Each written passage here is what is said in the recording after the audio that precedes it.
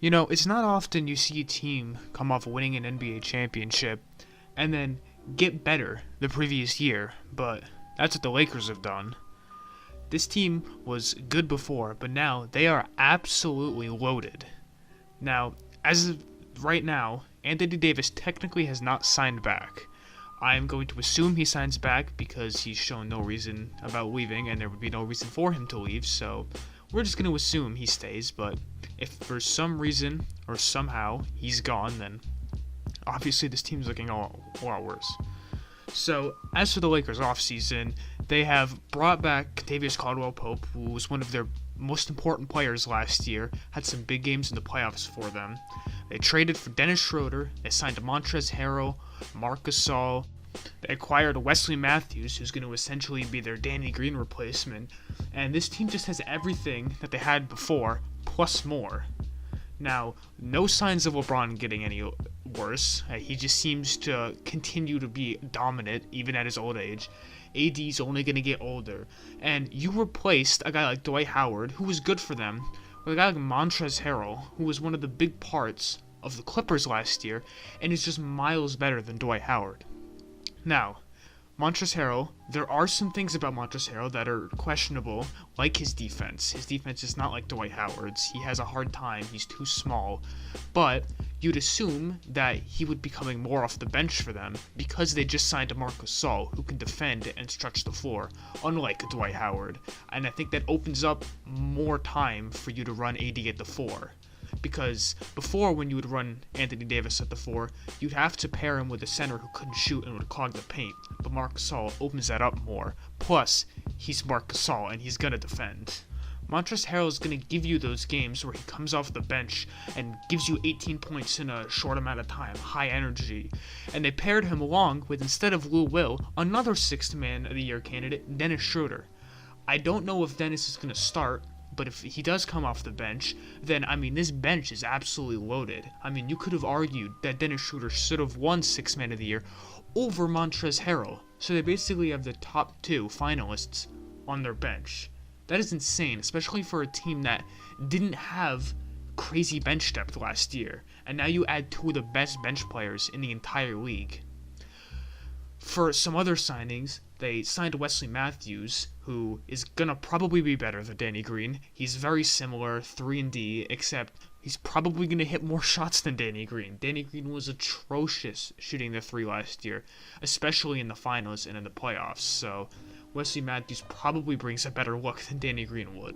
I don't know exactly what their starting lineup would look like, but let's say they run out a starting lineup of LeBron at the 1 again, Kentavious at the 2, maybe Wesley at the 3, AD and Marc Gasol. Who's beating that team? That team already dominated and won a championship last year, and they've gotten better, and that's just something that doesn't happen. Now, if LeBron gets worse or AD somehow doesn't sign, then obviously they look a lot worse, but there's almost no shot of that happening. They may have had the best offseason of any team so far, coming off a championship. You just don't see that happen, and I think they've got to be favorites to repeat. As for people that can compete with them, the Clippers probably got worse with losing Montrezl. They did add Serge Ibaka, who's going to be nice for them, but that doesn't really change much for them. You're going to have the Nets, who add KD back. They're a big question mark. The Bucks have also gotten a lot better this offseason, so that could be some competition for them. But again, I just don't see anybody competing with what the Lakers have so far.